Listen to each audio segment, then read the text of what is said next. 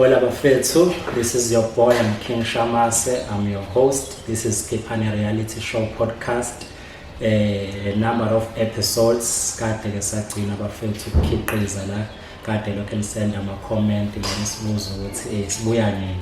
It's hard ukuthola lama celebrate la bafethu, it's not easy, but ke finally cabanga ukuthi into ethatha isikhathi isuke izoba unique and proper.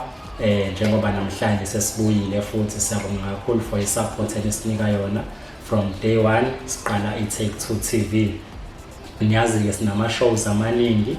I hope ukuthi niyalike lapho, niyasubscribe, iphinde and share futhi ukuthi invite khona umndeni uzokhula ube sibe baningi la ekhaya.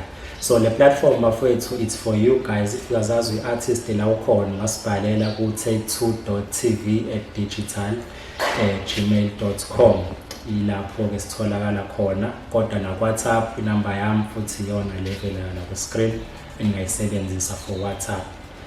Namhlanje ke bafethu sine artist lana lase Claremont, kodwa sazoqala mhlawumbe nginephutha ukuthi mazele Claremont ubafo. But sine artist lase Claremont, igama lakhe uSanele Majozi. Let's welcome him lapho Mtimande ngento zakhona to the show. Welcome to the show, Pupam. Yebo mfethu, sesho khamba kahle ngane lwethu.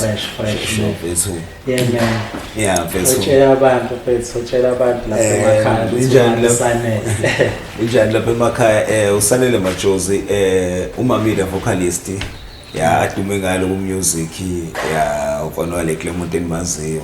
Asengena nambona ya na ku television bafethu niyambona manje yena lo bafethu sengifikile bafethu yabonga shosho. No man, fethu lento yo music I know ukuthi mhlambe kweni iphupho because abanye manje most of the time we game people are invading the space because bebuka ama opportunities. Abanye bawo DJ ngenxa ama opportunities. But the complaint and DJ mostly about labo ama female DJs asimixela ingoma ukuthi makuphuma ingoma ngingenenge yabo into enziwa nomba nje but bawo DJ. Mhlawumbe what is your take about leyo nto ukuthi labantu abathatha amathuba of nina eninge talent eli raw? How do you see it? So ngenkambe mfethu amanga ya la ku music khona abantu abacula music bawenza ngokubewenzela as a business. Masoba khona abantu abawenza ngokuthi lapha isuka ngaphakathi lento yayibona lona i-business sokuyibhansela yayibona lona ya ikufana njengathi i-business sokuyibhansela lento kumdala mina music mfethu lapho uyazi nawe yabo ya music nje mfethu ya into yami yapha into khona leyo mfethu ngingasho ngithi mina mfethu ya and futhi okunye futhi kubona bonke labo bantu laba kanjani ibona labantu ababe basiphazamise thina esudinga ngempela music serious ngayo lento so sibona bazowenzela leyo nto esikhashana hayi ngoba ukuthini uyazi ukuthi udinga i-fanbase yakhe yena best kwinto ekuthini kodwa kahle uyazi ukuthi ngiqale ngala khona ngizolanda abantu uma sengiyabuya ngenze lento engiyenza kodwa phela mfethu asifani umunye mhlawumbe usuke neplan yakhe ziningi indlela zokubulala igundwane mfethu yabo ngesibajudge nabo sesiba wrong ba right nabo indlela nayo yokuphila yayizwa lona shosho mfethu because I see ukuthi kune division and abantu abaningi nje yabona be voice out abebengekho happy about that thing, but don't you think mhlawumbe these two environment ayadingana somehow? Because njengoba ichaza most bama content creators baphilela these social media platforms, your TikTok and so forth. Bese siba nama artists who are professional kulento abayenza, and then you find ukuthi mawubuka ama artists that are professional aya struggle compared to ama content creators to make things zenzeke lapha yabo. So uthini wena ngokuyibuka kanjalo labantu mele baqheliswe noma mele basondezwe kufundwe strategy sabo or hayi mina mfethu ngokwami mina mfethu angiboni mfethu kuyinto right lento ukuthi lapha baqheliswe ngoba nabo abanye abantu nabo bakhombisa abanomqondo ukuthi senze inyungu kalula senze imali kalula abathathu basondeza kuhlangane kube into eyodwa khishwa into eyodwa day one into ezohlangana phambili into ebusiyakhombana siyajahana ayisizi lonto iphindiselane emuva yayibona lona ngoba abantu abesebemthanda usibani bazokuzonda wena ukuthi hawo bafake nabanye abantu abakuthandayo ukuthi uyabona kodwa lo kanjani umunye umuntu uyakwazi ukuthi alalele omunye umuntu khona abantu namfethu la emhlabeni abadaliwe ukuthi makukhulume yena abanye abantu ba-act uyayizwa lonto leyo labo bantu labo mfethu badinga kwezinye iy'ndawo abadingakali kulezo iy'ndawo so wena mfethu ukuthi manje siyabaxosha siyaxabana nabo no labo bantu siyabadinga yayibona lonto leyo manje sithina mfethu sobasusa ngoba bona benza indlela yabo ibelula kanje badingakala nala kuthini ukuthi bazosisiza yayizwa lonto ya mfethu sho ngeke ukwazi konke ethi ngeke ukwazi konke mfethu and la 2K game yawo isikhathi sawo wona donsayo ama-Fort Man yabona uyashizileka ngathi ibona abasha ama-Fort Man because ngathi bavuvuka emhlabeni abangawazi what's happening yabo isele ngesyllabus mhlawumbe sesisheshe sagijima nayo because ngibe interested kule nto ye-industry nokuthi imi kanjani right now but ake sitehle befethu to give abantu abangazi ngoSanele umfoko amaJozi ukuthi ukhulelephi nje iyo background kanjani uSanele Majozi umfana okhulele khona la eClermont uzalelwe la eClermont wakhulela khona ezalwa uPrudence Majozi benoBoy Mbatha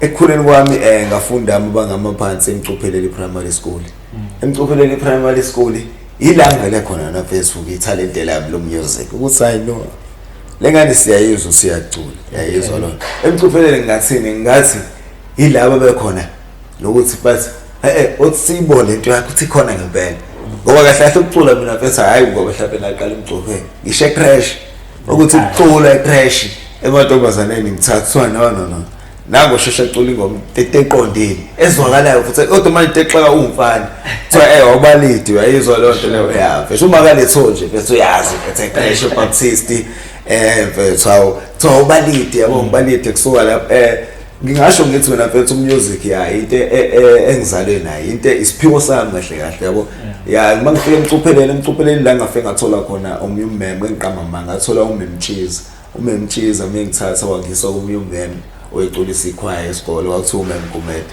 wathi awuzolengane ukuthi ikanjani yayizwa lonto ekukhuleni kwami ke la ngikhule khona ku-music uMemgumede angithathekele ngitshwatsha nje kancane ababangeni nami ngokukhula ngithe sengifunda standard 2 I think grade 4 if ngingaphosisi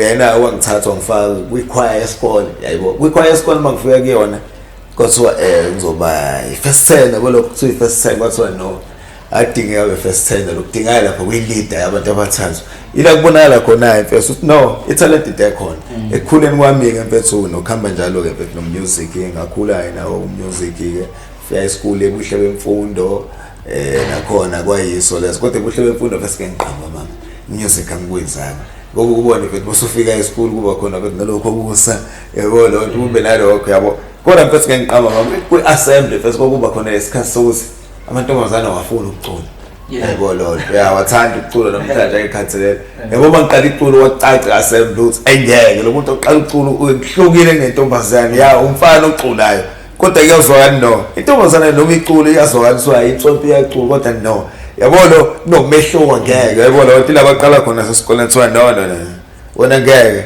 bengincengayo mfethu wakwazi ukuyikhwaya esikole ngeke benginqene lokho nami yazi phela mfethu mawufana yabo ngithe sengifunda bani 9 ka9 ngifike ukuyikhwaya esikole longisizayo kancane kanjalo yabo ukuthi manje mfethu music into yangibalekela esikole mawubhizi ngezinye izinto uyaphazamiseka esikoleni angisho angibalekela into ekanjalo mfethu uma mfethu ube kanjalo ke ekhuleni kwakhe no-music mfethu ke until mfethu wafika mfethu meqede ubuhle bemfundo ahamba elangeni college nakhona kube khona into ayifomayo ekhaya ethize yabo iphumelele futhi nakhona ibe khona mangiqeda elangeni ngangishaya i-mechanical elangeni 2013 mangiqeda elangeni kwawukuthi ke ngiya kwi-praise ngathola i-praise TVD praise i-TVD praise utrainer voice ways kwakubani ngoba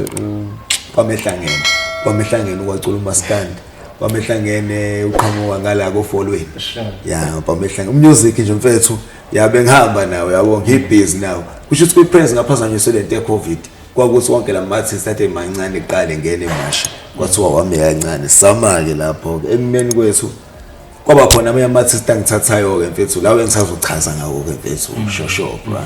No man, it's been a journey. It's been a journey. So nje young kid ekhulele eClermont noma elokishini noma ngabe lipi. Uyabona ukuthi it's possible. Shuthi nje wena your life you've been around to music usemncane and I see ukuthi choir yona into okhuluma ngayo kakhulu more than anything. So high school umapha ama subjects obuwenza. High school ingangenza bio i-TD kwakuyi-technical drawing ke leyo. Kahle ngisho ukuthi ngangiphysics kodwa ngangihluke ema-classini ya-physics nge-physics kuphela. Esikhundleni se-physics mina wakhona i-TD technical drawing kodwa nje ifundo za-physics exactly zonke ne-maths yonke into. Yeah mfethu ngisho ukuthi ngangika-physics uyayizwa leyo nto ya mfethu kodwa ngeke ngisho ukuthi ngangika-physics ngathi ngangika-science. Yeah, ngazwakala mangisho kanjalo uyayizwa lo nto shosho bra. Engineering. Yeah, nganjini njoba ke ngasengenza yona engineering mfethu shosho bra. So i-bio i-bio i-life science. Oh. Yeah, biology. Biology. Yes, mfethu. Okay. Shuthi ubuhle bemfundo is a technical school. Yeah, mfethu. It's ifana nesithengile. Yeah, yafana nesithengile. The only one. Yeah, ne White Bank. Ne White Bank. Yeah, ne White Bank. Yeah, now. Okay. And then waze washawo ilo waya TVET waqhubeka naye mechanical. Yeah. Still ke spare time sakho lokuvula amakhwaya la esikole. Yes, mfethu. Leyo music awuyekile usayibona inhlanzi. Ngisayibona lapha inhlanzi uthi okay noma ngiya ngala ukuthi wena phela uzokutshela mina yeke lokugoda. Ngiyathanda bethe qiniso. Yabo la incwadini ezintweni eziningi. Thina intsha. Yenqamba manje. Abazali bethu. Yeah. Abazali bethu. Sibona. Abazali hayi thina sisazi thina nokufunda. Funda bethatha isikhathi iyangiphazamisa yabona nje mfethu ngizokutshela khona into ahleli nama-outs yabo xoxo yabo ama-outs ayakhala wonke athi mfethu nabasile esikoleni kodwa mfethu sibone lento efuseke isiza nganithi lento uyayizwa ukuthi nangani mfethu sihleli lapha sinawo mfethu isifundile mfethu sikelezile sitrack it no mfethu ayisalele lapha isalele ekutheni kahle kahle njengoba uyofunda hayi ukuthi uyofunda lento oyifundela kuphela uyofundela nokuthi kahle kahle empilweni kahle kahle kwenziwa njani.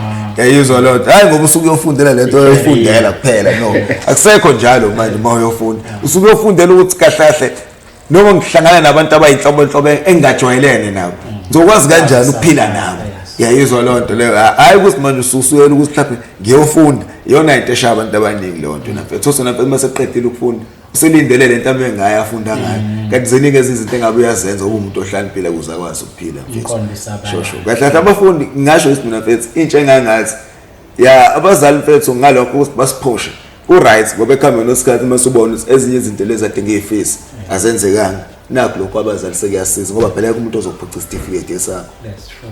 Yeah mfethu hayi lapho nje so nje nawe ungena la esigele abazali abakuphushayo noma wena vele nawe uyithanda engineering kodwa nawe no music ukhona ngala. Hayi mfethu mina benzo likhuluma iqiniso yabo nje mfethu ya engineering ya ngoba phela bezo umsebenzi wesandla ya ngangibhuti umsebenzi kodwa kahle into engiyithanda nje architect ngizongena drawing yabo kwawukuthi elangenike mfethu ayikho yayibona lo and futhi abazali bami ngalesa sikhathi bese bengasafani njengakuqala yabo lo kuthiwa khona awuzogibela lolu yento nokuthi yabo kwawukuthi manje mangibona ukuthi engizowesawa nami nje ufunda eThekwini lento engiyifuna eseThekwini into oqala ngiregister okay ngiyagibela nje esikoleni okay umama nobaba bazongizamela ukugibela funa ngizame ukudla futhi no mase ngiseThekwini ngiyazi eThekwini hlangana amalokishi amaningi angasiko utshelwa mina mfethu umfana mina elokishini eThekwini hlangana amalokishi amaningi angasiko yabo makukuthi kini unenkinga enjalo yayizwa lo uqinisa uzenza into engasini noma strong mfethu ukwazi mfethu ukuyibamba khona lokho okuncane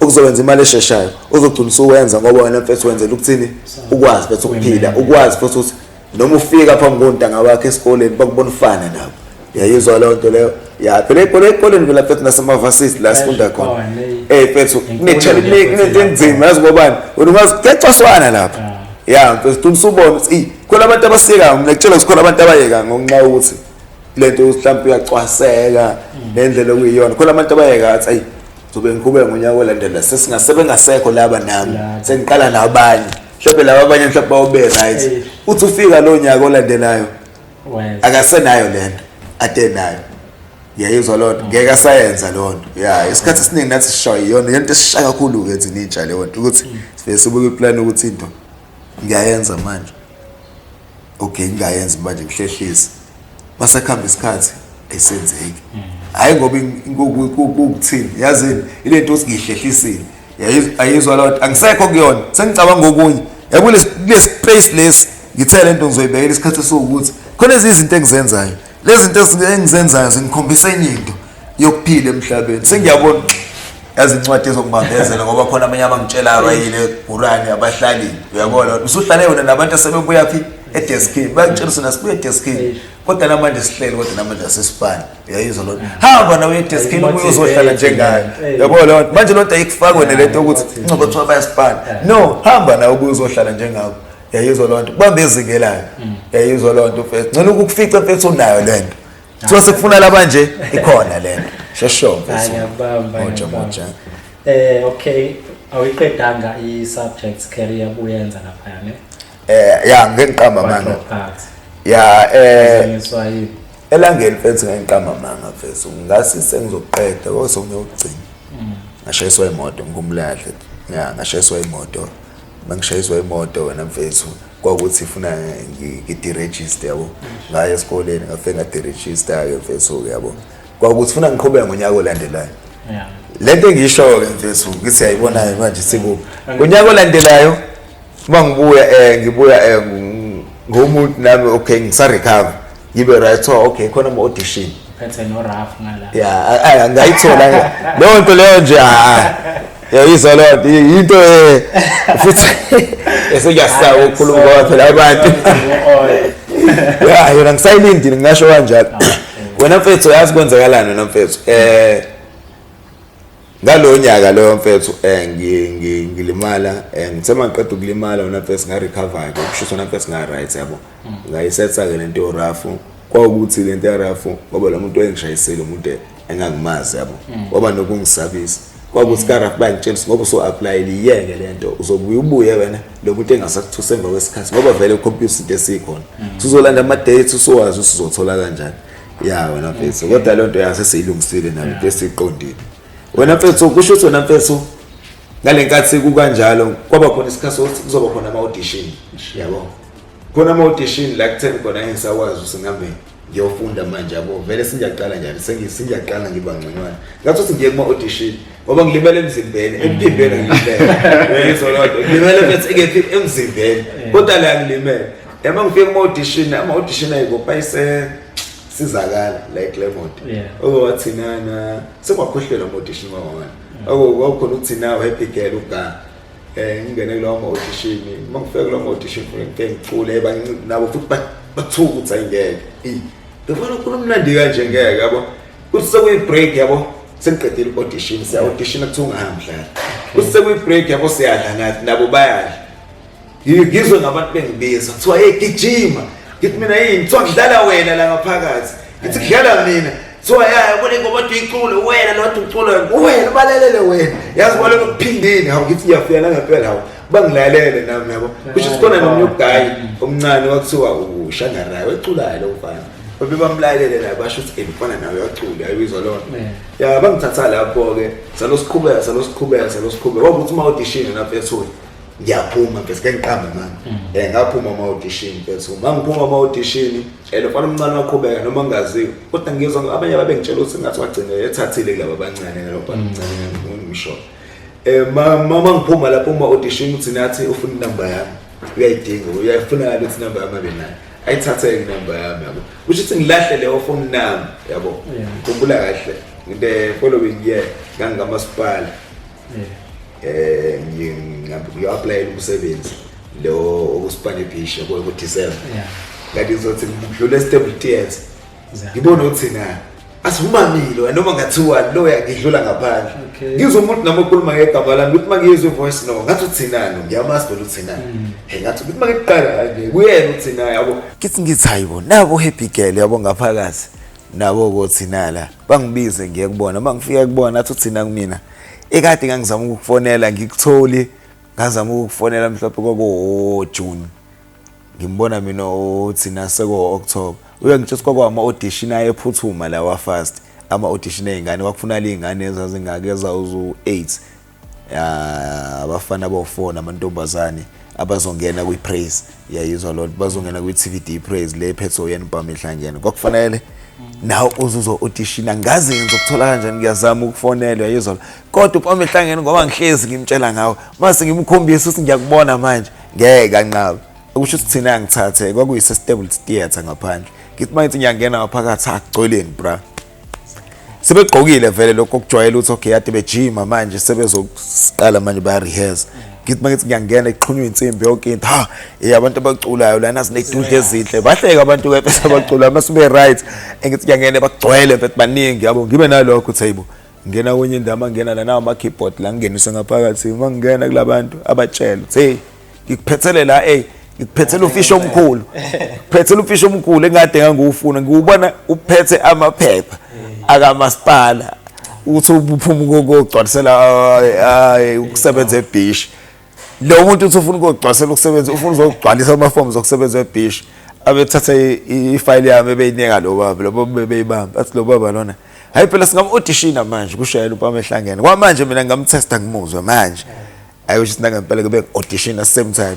athi uPama Ehlangene ngaqedwe wo sayina lana ama forms so wala ekhaya wena kukwena lifunde thina mfundisi yabo awuthi nanga mina inkinga nami kusho ukuthi hayi sixoxeke naye ke lo baba lo baba hayi ngangena uze la kwipress ngingeneke so hayi namhlanje uyaqala noma uzobuya ubuye mhlawumbe kusasa ngensuku ngoba siriyazela la kanje ukuthi nayi sagodoki bangikhiphela izinto banginike vele khona ishandisi la zokujimela impahla eziscratcha ingubo angiqoke ke nami ke mhlale nabo ke la ngiqale ngibajwayele day 1 yabona ekakusasa mangibuye ekhaya baxuke ekhaya ngambe ekseni mangibuye ngibuye entambama lesi mangibuya lesi taba ku right ke vele la ngoba ngiphuma kwa first khona nama ID yami yonke into ecopy sasebethatha yonke into bahlanganisa amafomu into yami iqonde ngibe kanjalo kwipraise ke but mangihamba njalo bangininya ukuyogibela yonke into ngihlezi ngiyakhona nje oriyazela khona yabo ngaze ngaphazanyiswa ngoba sasesamba impela nje sesibhizi nami yabo nje sesoyishaya indawo ama event yabo mfethu kwaqala lento ye-COVID ngomulahle 2019 kwaqala i-COVID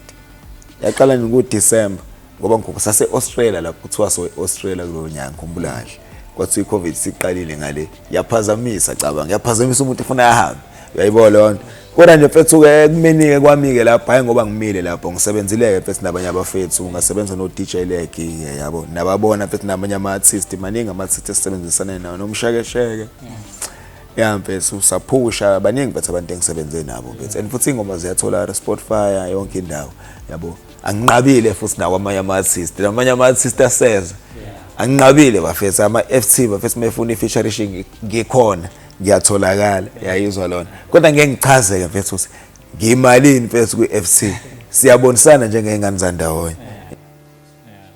No man, I've seen your catalog, your bio as well. Ijimile impela indoda isebenzile, iprofile yasinda. So mhlambe nje ngelamafuphi umami ithini vision yakhe ngomculo manje, maybe currently, and what are you working on? And ngenqamba manga kahle kahle la ngikhona kakhulu kahle ipiano neafro pop. Igqomu kahle kahle ngikhulele kulona. Mina ngigqomu yayizwa lonto ngumfana waseThekwini igqomu lasekhaya. Ilona engikhule ngale igqomu before ngize ngifike kwipiano leli sengilishaya manje. Ngasho nje ngithi ipiano igqomu afro pop kahle kahle intade ke best iyona afro pop ngenxa ukuthi kwegospel ngaphuma kuyona ngeza ngala kweafro hayi ngoba ngiphumile ngoba sengenza nje into engizoba kuyona ngithi yabo kahle kahle la ngikhona la ngi-on khona njengamanje ngoba ngibusy njengamanje ikwipiano ngoba ngisana kukhipha i-EP yepiano inyathuko kulo EP na ngisebenze noPhani mina ngisebenzisana mfethu ne Black Studio mfethu ayisekhaya mfethu lapho ila ngisebenza khona sonke isipani sami njengamanje ngishayela khona yonke into yami nje ngiyenzela khona ngisipana noPhani uyena lo bhuti lokuthu uPhani ngisipana na uproducer uDJ Shosho bra. No man, shout out to you from being a vocalist mhlambe to transit ukuthi wenze igqom at that time. What inspired you ukuthi ujombe ungene kwi-sound efana negqom, and ukuthi angakaze ngizizwe ingoma, but I'll give my time and go stream. Laphayana uma usushaya usuke ushaya wona ama-vocals noma uyashintsha ukwenza since u-versatile? Ngengiqamba manga ingoma engitshelayo sila ngifuna uhambe kanjani. Khona la ngibona khona ithi sila okay bakhona abazo rapper bazobala amagama, mina kudingala ivocal, kudingala ukuthi ngicule la ukuze le ngoma ibe kanje. Ingoma engitshelayo sila kuzoba kanje kahle kahle ngi-vocalist mfethu ngena yonke indawo nje mfethu kahle kahle ingoma engichazela ukuthi namhlanje hayi kumele uculeke mfethu sure bro. So with this piano hub movement, where do you see future ngokwe genre specific amapiano and also eZumami being aligned with the sound? Hayi mfethu ke ngiqamba manga kuma piano mfethu la ngibona khona mfethu impumelelo mfethu yaphambili. Yayibona lonto mfethu ke ngiqamba mfethu amanga ngoba and futhi esikhathini samanje ilona mfethu elihamba kakhulu, lona edominate kakhulu manje, lona elibhizi manje. Yayibona lonto mangithi mina ngizolo ngibuyela ngala ngiba ngala ekhaya, no kahle kahle music akuwona wangasekhaya omhlaba wonke. Uyayizwa lonto ufuna ngenze yonke into enziwa yonke indawo. Mfethu ngiqamba manga ngoba kwenye ezinye zayingoma sikhona ezinye osimoyilalela kube ngazuthi i-electro. Uyayizwa lonto kodwa uyazi ukuthi no akulona i-electro le kodwa uyazi ukuthi ayipiano. Uyayibona lonto ngiyenzela ngifuna ukuqhamuka nento e-unique, ngifuna ukuhlanganisa ukuthi wonke umuntu nalomuntu othanda le yanto athi akalilalele ipiano, athi mase ngenile kulona eselilalelile uzogxila alalele namanye angisayibona. Mfethu mfethu. So njenge-artist lase-Durban basically Skomplaza, uyibuka kanjani i-market since investe more or transform it to i-piano, and eThekwini ama-artist akhona no-DJ bali-resist i-piano? I've seen it a lot. So wena umuva kanjani? How difficult or easy for you to maneuver eThekwini doing that sound? Ngoba igqomo liyakokoda ebusuku, hayi kancane kanyiwe. eThekwini ngiqamba manga eThekwini udla amapipe ngepiano. eThekwini udla kahle ngepiano if uso on usudonsa wangempela. Yabo if usafuna ukuthi ube on uyele uyaphezulu ngepiano ngcono uma sebekwazi. Mina ngcono ngoba khona laba sebengazi abakwaziyo ukuthi bathatha into zami akuyinto kanjalo ngoba vele bayangazi. Mina ngeke ngibone kwezinye indawo ukuthi mangifika kuyona i-event uthi okay omunye umuntu wepiano hayi labafana bepiano, kodwa mina bangifika akasho ukuthi umuntu lo mfana wepiano. Uyayizwa lonto le kuba nalowo mehluko. Uyayizwa lo ngiyeza ngibona ukuthi kahle kahle la kanje kwezinye indawo kanje kanti no music first into whatever upiano negqom ufuna nje bayahlangana abanye futhi sebehlangene mfethu kuyikona ukuthi lo umuntu osengakwazi ukushaya leyo genre mase yacasuka baseleke. Ngisho kanje ngoba mfethu ke ngiqamba manga abanye nje mfethu o-DJ abaningi abantswembu aba-on mfethu egamini abanankinga nepiano la eThekwini. Umuntu ongakwazi ukushaya ipiano oba nenkinga nepiano mfethu, okwaziyo ukushaya ipiano akanayo inkinga nalo. Yabona lonto mfethu ngoba mfethu abantu engisebenza nabo mina njengamanje ngibhizi abafethu ngibe ngisipane nabo kuyigqom abanankinga nepiano. Yabo ngoba akhona futhi namanye abazamayo ukwenza, hayi ukuthi bayazama bayawenza ngendlela yabo ngoba phela asenze into efanayo. Ngiyalizwa ukuthi ayiliyahamba. Yayizwa lonto ubani uPace noDark Silver ngeke ngasebenza nabo, ngibhizi nje nabo kulezi insukwana nabo abangimeme ngibe busy khona nje into esiphezulu kwayo nje nayo uDepeche. uDepeche ayibona nje sibhizi nje kodwa sibhizi ngayo. Sibhizi nje sisapheka amakhombo nabo ayeza. Mfethu shosho. No man, no thinta ney'nkunzi engizaziyo-ke lapho mfethu, passion for music. Ukuthi mfethu lento yo-music I think khona abantu abangafuna uku-accepta, ngeke ngithi ama-defeats because it's not a competition. Music wide because at this time uMaskandi is taking over South Africa, but uyazi KZN udominate. So ungafuni nje ukuvuma ukuthi kune sound eyenza ukuthi impilo ibe lula for ama-artist wonkana, because with piano ama-artist aphumelela fast. Yabo kuyashesha. So asazi uhlala isikhathi esingakanani but while isakhona leli wind abantu abalisebenzisi, because there was a time when hip hop was everything, yabo, global. There was a time when gospel, yabo, yonke into inesikhathi. So akumele uyilwise noma uthi ayinizobona ngicina nale sound. Sonke sama artist, yabo leyo. So asiphusheni loyo moya mfethu. Mhlambe in closing, my king, I think kuningi lesisanga kushare ne, but isikhathi masivuma sophinde sihlale futhi njengendoda nawe ebusy, but nje I'm so privileged and honored to sit with you kule setup ngasa sigcina nini, and asikaze sihlale kwinto yokuthi let's talk about these things, yabo, hlezi gijinga sisemashini. So mfethu, just one more time, you can sell yourself, ukhulume nale ya camera, ukhulume nabalandeli bakho emakhaya. Ayi bafethu, uma mi bafethu kulonyaka ngidrophile bafethu EP engikhiphile inyathuko. Ya bafethu, itholakala yonke indawo. Ya uPanis and Mamida vocalist nizoyithola nje bafethu, imnandi bafethu lo EP, ishange cover art yakho engathi gold. Ya uzoyibona icover art yakho negold enomuntu engazuthi uyischedule like so. Kodwa ngeke ubone mina, ngiyazi abantu babe bathuka ukuthi sobona iface yakho umami masoba lulo, no. Type nje uPanis and Mamida vocalist. Noma ungathi Mamida vocalist, kulula izinto ziyavela vele nazo vele kanjalo. Mase uyangena ku Spotify, mase ungena ku Spotify noma ungangena Google wenza izinto zibe lula. Mawathatha umami wami ke mina bafethu owezizulu. Angona lo wesingisi, ilo wesizulu MAMI. Da vocalist DA masukubo vocalist lo jwayelekile. Yanicela bafethu ngakhumbula kuleyo EP le engizoyikhipha khona ingoma engizoyishuthela imusic video igama layo Bash engizoyishuthela imusic video ngeke ikhiphe dates kodwa ngizonitshela dates masisondele eduzane bafethu lunganiye manje. Ya lo music video engizoyishutha kaDabeka A shopping center. Ya igama lo ngoma mfethu iBash. Abantu sebengangena nje ku Spotify bayilalele bayizwa lo ngoma uzoyize yaphila mfethu iyalo. Yanicela bafethu nisupport bafethu. Sama artist la eClermont. Hayi ukuthi nisupport mina ngedwa. Nisupport nje mfethu sama artist. Ama-artist amasha nje mfethu avelana, ama-artist asafuna ukukhuphuka ephezulu. Bafethu sisupporteni. Ngosana ukuthi manibona umusic wethu udlule. Yayizwa lo nto. Ungadlula noma ungathiwa uthandike namhlanje usibuka.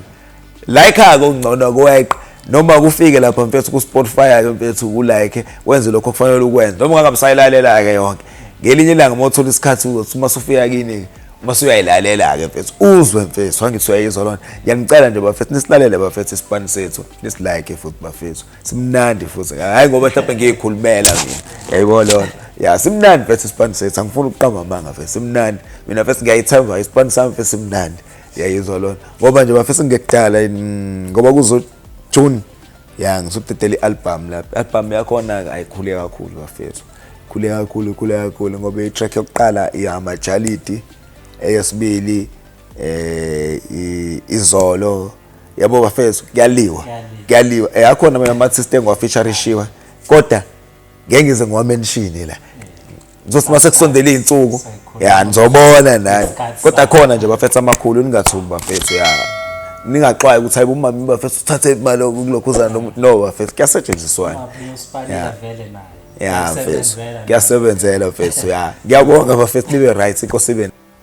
Nokubonga thina kakhulu my king mfethu, definitely gonna support you. We are behind a movement mfethu art siyayiphila. Sifisa ukushintsha amakhaya, shintsha izimo. Si inspire nalabo bebengabona it's possible yabo. But akusho ukuthi kulula but it's possible, right? So nje I'm very honored to sit next to you. I think umuntu uyithathile energy yokuwina. Ngiyazwa ukuthi ayadlala nengane. So nje siyabonga kakhulu. Shout out to Mtimande mfethu for making it possible because he's the one who was linking you communicator day by day ukuthi be possible le interview. Sibonga nje support mfethu ngoba kulekeleleka thina also kulekeleleka your craft. We're gonna see you next time bafethu on Skipan Reality Show podcast. Don't forget to subscribe lapha kwa Take2 TV, sikwa YouTube na Facebook kuphela for now. Siyabonga kakhulu. I'm signing out.